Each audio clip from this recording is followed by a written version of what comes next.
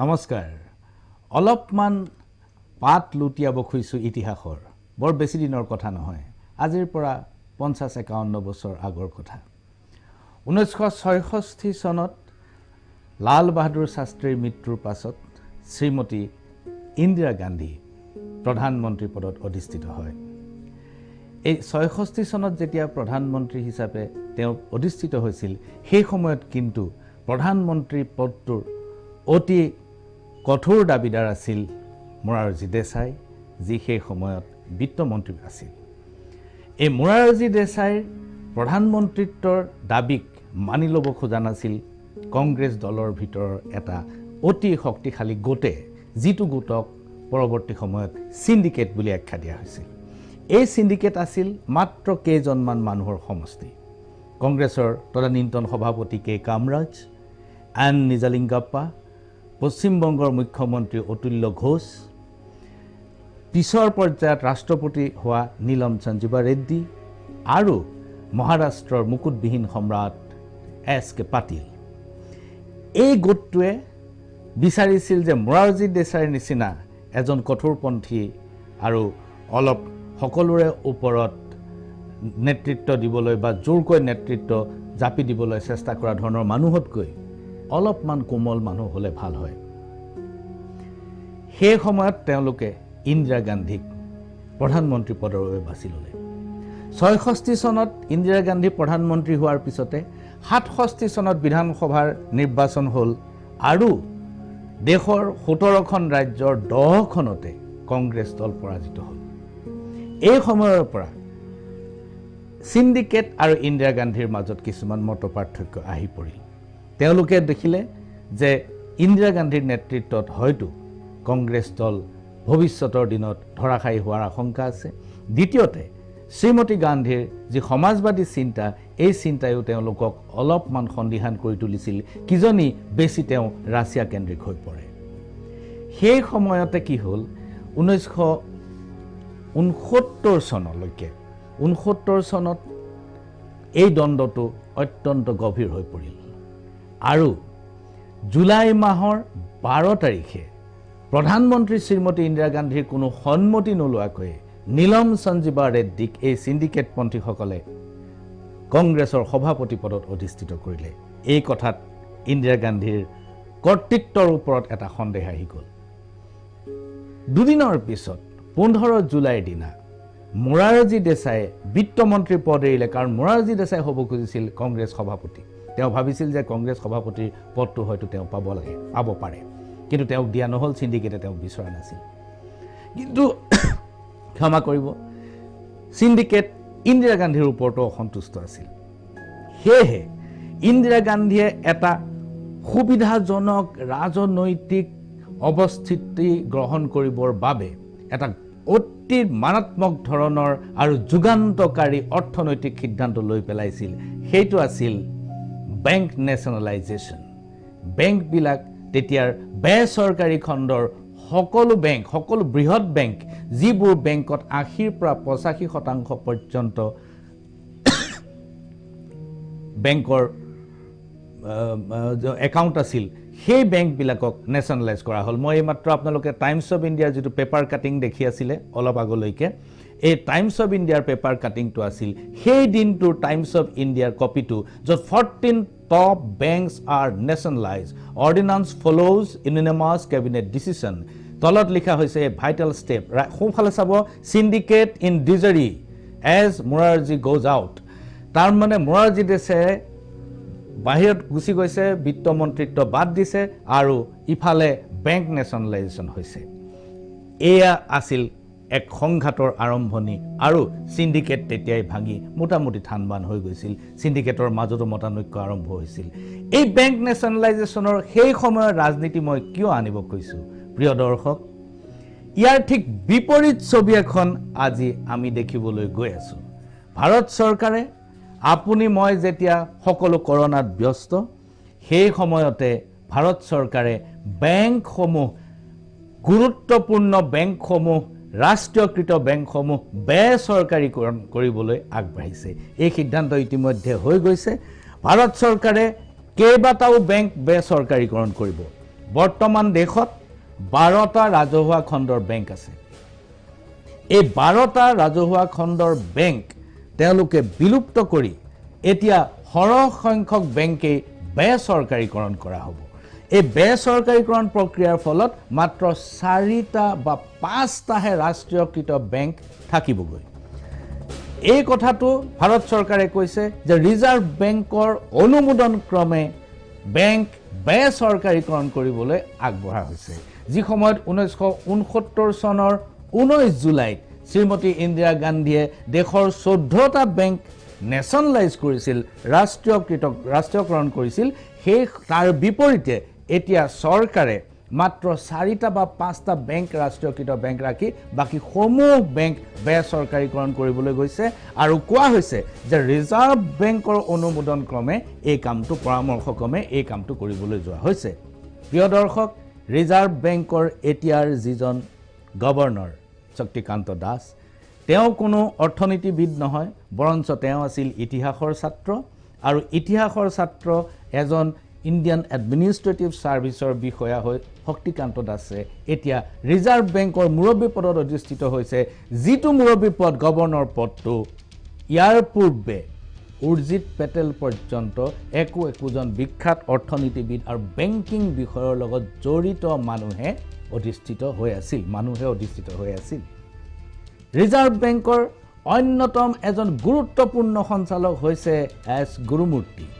S গুৰুমূৰ্তি কোনো ডাঙৰ অৰ্থনীতিবিদ নহয় তেওঁ এজন চাৰ্টাৰ্ড একাউণ্টেণ্ট আৰু 10 বছৰ আগলৈকে তেওঁ ইণ্ডিয়ান এক্সপ্ৰেছ কাকতৰ একাউণ্টছ ডিপাৰ্টমেণ্টৰ মুৰব্বী আছিল আৰু তেওঁ ৰাষ্ট্ৰীয় স্বয়ংসেৱক সংঘৰ এজন সমৰ্থক গতিকে তেওঁ যিখন বোৰ্ডৰ সদস্য অথবা শক্তিকান্ত দাসে যি বেংক সৰ্বোচ্চ বেংকৰ নিয়ন্ত্ৰক তেওঁলোকৰ পৰামৰ্শ মতে এই বেংকসমূহ বেচৰকাৰীকৰণ কৰিবলৈ যোৱা হৈছে প্ৰথম অৱস্থাত bank of India central bank of India Indian overseas bank UCO bank bank of Maharashtra আৰু পাঞ্জাব এণ্ড সিন্ধ বেংকক বেচৰকাৰীকৰণ কৰা হ'ব ইয়াৰ পূৰ্বে এই বেচৰকাৰীকৰণ প্ৰক্ৰিয়াটো আৰম্ভ হোৱাৰ পূৰ্বে 1 এপ্ৰিলত এটা ঘটনা ঘটিছে 1 এপ্ৰিলত দেশৰ 10টা ৰাষ্ট্ৰীয়কৃত বেংক একেলগ কৰি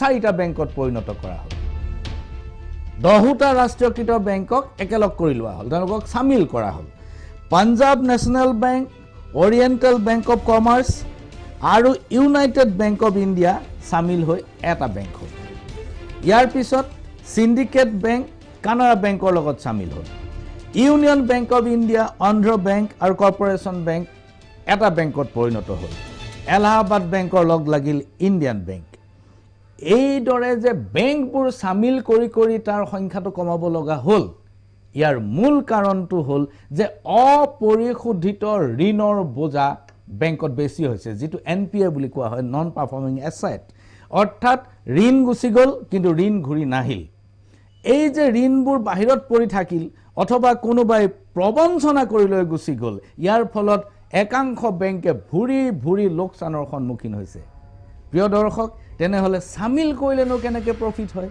কেনেকৈ লাভ হ'ব যদি সামিল কৰি দিয়া আন এটা বেংক ইয়াতে কায়দাটো লুকাই আছে এটা লাভজনক বেংকৰ লগত যেতিয়া আন এটা লোকচান ভৰি থকা বেংক সামিল কৰি দিয়া হয় দুইটা বেংক একেলগ হৈ গ'লে তেওঁলোকৰ বেলেন্স शीटত প্ৰফিটে ওলাব আপোনাৰ এটা বেংকৰ যদি 10 টকা লাভ হৈ আছে আনটো বেংকৰ যদি 5 টকা লোকচান হৈ আছে 10 আৰু 5 ৰ মাইনাস আৰু 10 প্লাস দুইটা লগ লগাই দিলে 5 প্লাস হৈ যাব 5 যেতিয়া প্লাস হ'ব হেতু প্ৰফিটত দেখাব হেতু লাভ দেখাব এতিয়া যেতিয়া কেবাটাও বেংক একেলগ কৰি দিয়া হৈছে ইয়াৰে এটা বেংক দুৰ্বল দুটা বেংক সবল এই তিনিটা বেংক বা দুটা বেংক একেলগ কৰি দিয়াৰ লগে লগে কি হয় সেই কমন যেটো শেষৰ যেটো চেহেৰা হ'ব তাৰ যেটো এন্টিটি হ'ব তাৰ যেটো পৰিচয় হ'ব সেই পৰিচয়টো ৰাখি লাভজনক বেংক হৈ থাকিব এআই হল কায়দা ইয়াৰ মূল নেপথ্য কাৰণটো হল প্ৰবঞ্চনা নীৰৱ মোদী কেতন পাৰিক মেহুল চকচিৰ পৰা আৰম্ভ কৰি বহুতো প্ৰবঞ্চকে যোৱা 10 বছৰত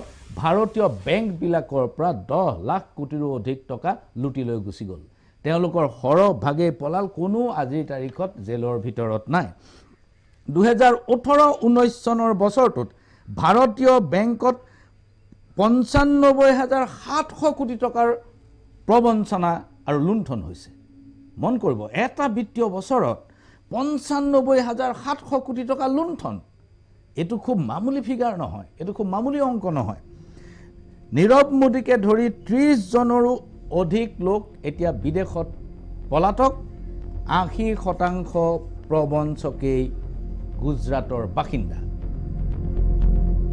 এওঁলোকে চৰকাৰী খণ্ডৰ বেংকবিলাকতে আটাইতকৈ বেছি প্ৰবঞ্চনা কৰিছে, আটাইতকৈ বেছি লুণ্ঠন কৰিছে। ইয়াৰ এটা কাৰণ আছে। ইয়াৰ কাৰণটো হ'ল যে সকলোৱে ভাবে যে চৰকাৰী খণ্ডৰ বেংকবিলাকৰ ওপৰত ৰিজাৰ্ভ বেংকৰ এটা নিয়ন্ত্ৰণ থাকে। আচলতে ৰিজাৰ্ভ বেংকে কেৱল মাত্ৰ বেচৰকাৰী খণ্ড আৰু NBFC এনেকুৱাবিলাক অনুষ্ঠানকহে আচলতে মনিটৰ কৰি থাকে। ৰাষ্ট্ৰীয়কৃত বেংকৰ ক্ষেত্ৰত ৰিজাৰ্ভ বেংকৰ তেনেকুৱা কোনো সাংঘাতিক ধৰণৰ ক্ষমতা নাই বুলি তেওঁলোকে বাৰম্বাৰ কৈ আছে। এই কথাটো কিন্তু উৰ্জিত পেটেল আৰু ৰঘুৰাম ৰাজনেও কিন্তু ইয়াৰ পূৰ্বে কৈ গৈছে। এতিয়া কথাটো হ'ল যে এতিয়া যদি চৰকাৰী খণ্ডৰ এটা বেংক কিবা বিপদত পৰে, তেওঁলোকৰ NPA বেছি হৈ গ'ল অথবা তেওঁলোকৰ দেউলীয়াপনা অৱস্থাৰ সৃষ্টি হ'ল, তেনেকুৱা অৱস্থাত কিন্তু কেন্দ্ৰৰ বিত্ত মন্ত্ৰালয়ৰ অনুমোদন ক্ৰমে ৰিজাৰ্ভ বেংকে এই চৰকাৰী বেংকবিলাকক, ৰাষ্ট্ৰীয়কৃত বেংকবিলাকক সদায় পুঁজিৰ যোগান ধৰি আহিছে।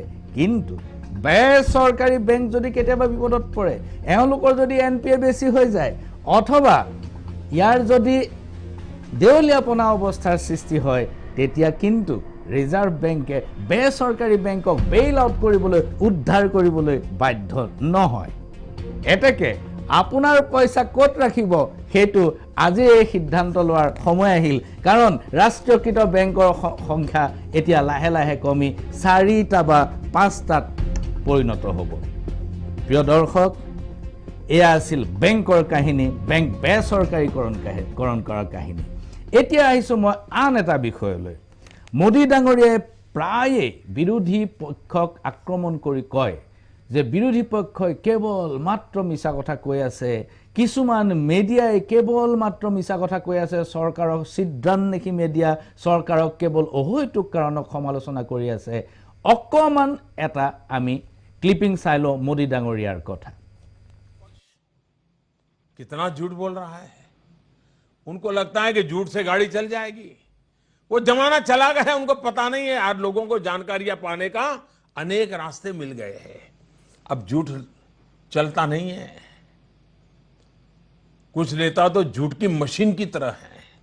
जब भी मुंह खोलते हैं धाड़ धाड़ धाड़ धाड़ धाड़ AK-47 की तरह बस झूठ ही निकलता शुरू हो जाता है।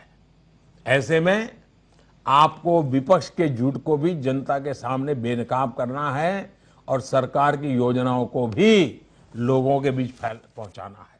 आज विपक्ष প্ৰিয় দৰ্শক, সেয়া আছিল প্ৰধানমন্ত্ৰী নৰেন্দ্ৰ মোদী ডাঙৰীয়া। তেখেতে কৈছে বিৰোধী পক্ষৰ কিছুমান নেতাই ভাবে যে কেৱল মাত্ৰ মিছা কথাৰে গাড়ীখন চলাই লৈ যাব পাৰি। এওঁলোকৰ কিছুমান নেতাই এনেকুৱা মিছা কথা কয় যে তেওঁলোকৰ মুখ মেলিলে AK-47ৰ দৰে একেবাৰে ঠাই ঠাই ঠাই ঠাইকে কেৱল অসত্য, কেৱল মিছা কথাই বাহিৰ হয়।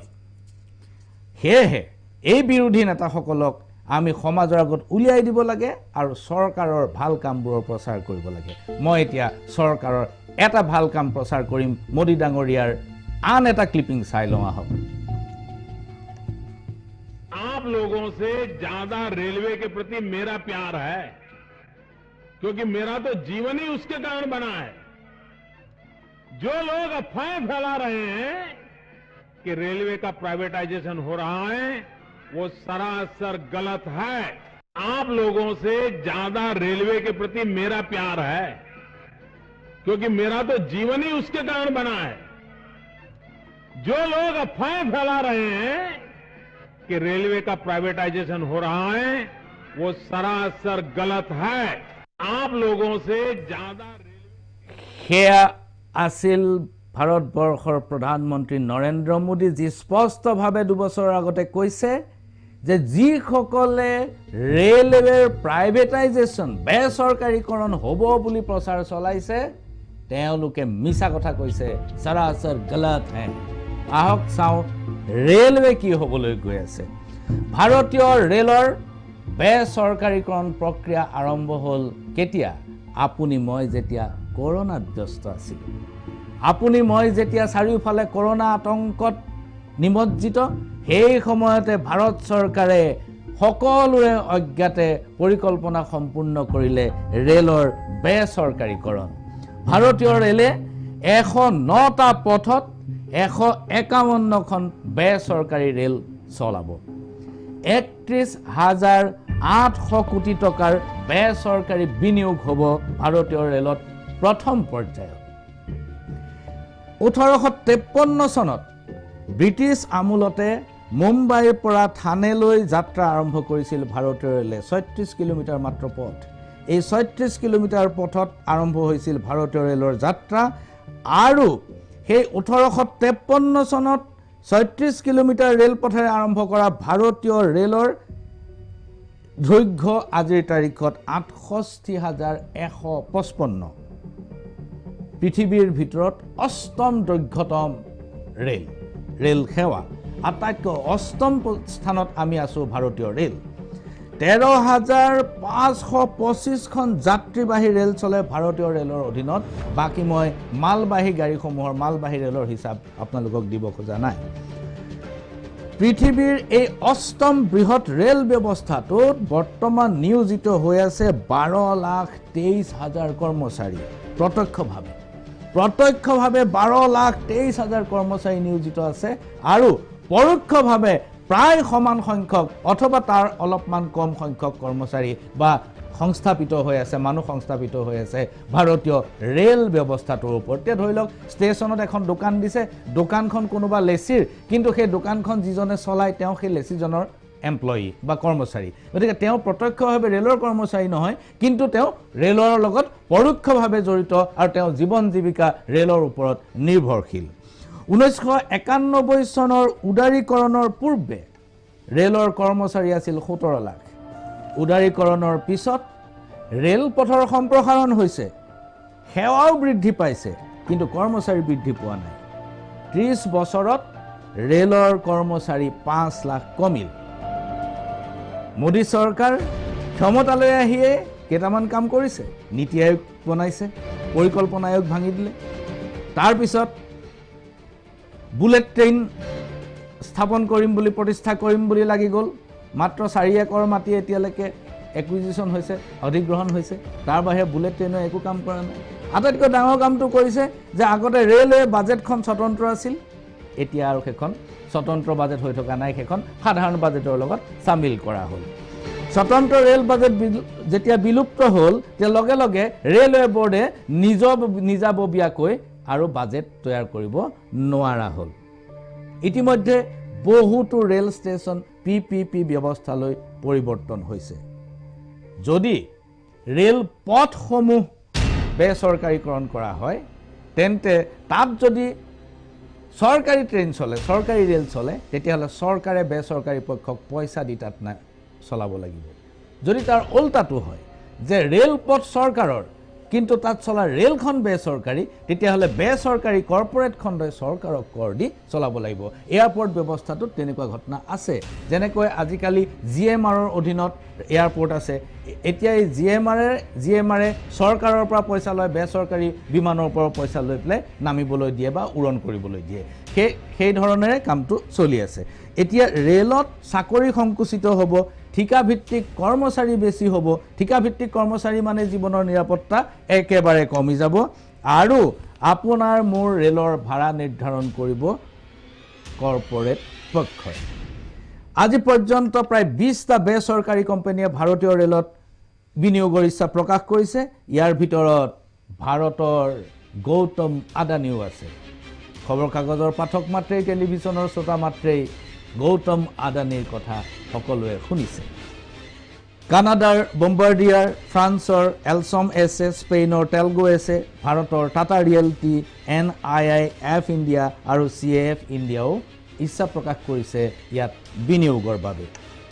মোদী চৰকাৰে এই কথা চূড়ান্ত কৰিছে যে 2023 চনৰ ভিতৰত এই বেচৰকাৰীকৰণ প্ৰক্ৰিয়া সম্পূৰ্ণ হ'ব। 5% প্ৰথম পৰ্যায়ত, আৰু ইয়াৰ পিছৰ পৰ্যায়ত এডেও লোটানিবৰ চেও। কথা হ'ল, বেচৰকাৰী খণ্ডত সা সুবিধা নিশ্চয় ভাল হ'ব, সকলোৱে আশা কৰিছে। কিন্তু যেতিয়া বিমান বেচৰকাৰী খণ্ডৰ বাবে মুকলি কৰি দিয়া হ'ল ইণ্ডিয়ান এয়াৰলাইন্স আৰু এয়াৰ ইণ্ডিয়া আজি নিশেষ হৈ গ'ল যেতিয়াই টেলিফোন যেতিয়া বেচৰকাৰী খণ্ডত দিয়া হ'ল BSNL শেষ বেংক বেচৰকাৰী খণ্ডলৈ যাব ৰেল বেচৰকাৰী খণ্ডলৈ যাব নাজানো আমি আমাৰ সন্মুখত কি ভৱিষ্যত লুকাই আছে কিন্তু এটো ঠিক যে বেচৰকাৰী খণ্ডৰ কোনো কল্যাণকামী চৰিত্ৰ নাথাকে আৰু বেচৰকাৰী খণ্ডই সাধাৰণ মানুহৰ বাবে গ্ৰামাঞ্চলৰ মানুহৰ বাবে দুখীয়াৰ বাবে সেৱা আগবঢ়াবলৈ বাধ্য নহয় সাৰাংশ ইমানতে সামৰিছো নমস্কাৰ